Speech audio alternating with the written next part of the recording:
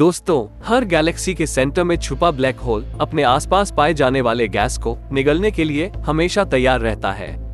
ऐसे black holes को सुपरमासिव black holes कहा जाता है, जिनका द्रव्यमान हमारे सूरज के द्रव्यमान से लाखों अरबों गुना ज्यादा होता है। ऐसे में मॉडर्न टेलीस्कोप्स ने छोटे ब्लैक होल्स के मर्जर को देखना मुमकिन बना दिया। लेकिन क्या गैलेक्सीज के सेंटर में मौजूद सुपरमासिव ब्लैक होल्स का भी मर्जर होता है? और अगर ऐसा वाकई में होता है तो इसके होने के बाद हमें क्या देखने मिलेगा? क्या हम ये कोलिजन देख पाएंगे? और कैसे ये कोलिजन छोटे ब्लैक होल्स के कोलिजन से अलग है? जानिए इन सारे सवालों का जवाब हमारे इस वीडियो में। Welcome to orbit India. ऐसे कई बड़ी गैलेक्सीज हैं जिनमें सुपरमासिव ब्लैक होल है। हमारे मिल्की वे के सेंटर में मौजूद सुपरमासिव ब्लैक होल की इमेज हाल ही में इवेंट होराइजन टेलीस्कोप द्वारा ली गई। इसे सैजिटेरियस स्टार कहा जाता है।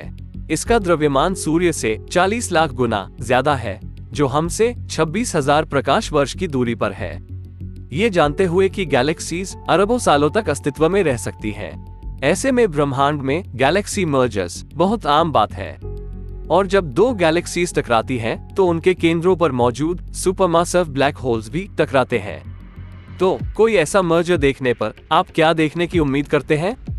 तो सबसे पहले इस तरह के विलय से ग्रेविटेशनल वेव्स निकलेंगी। ग्रेविटेशनल वेव्स स्पेस टाइम के ताने बाने में ऐसी वेव्स है जो तब निकलती हैं जब ब्लैक होल या न्यूट्रॉन तारे जैसे दो विशाल पिंड टकराते हैं। आपको बता दें कि ग्रेविटेशनल वेव्स भी प्रकाश की गति से अपना सफर करती हैं।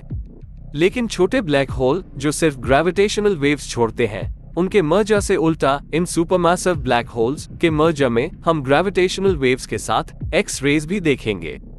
इन ब्लैक होल्स द्वारा आसपास की गर्म गैस के एक्रीशन के नतीजे के रूप में ही एक्स रेज निकलती हैं, जबकि एक दूसरे में सर्पिल होकर ये भारी मात्रा में ऊर्जा निकालती है और आखिरकार ये दोनों एक दूसरे में मर्ज होकर एक हो जाएंगे। असल में ये घटना इतनी हिंसक होती है कि मर्जर के बाद लाइट की स्पीड के नजदीक की स्पीड से सफर करने वाले पार्टिकल्स का एक जेट नए बने ब्लैक होल के सेंटर से बाहर निकल सकती है। जबकि laser interferometer gravitational wave observatory या लीगो ने हमें छोटे ब्लैक होल के मर्जर को देखने में मदद की है, हमने कभी भी दो सुपरमैसिव ब्लैक होल के मर्जर को नहीं देखा।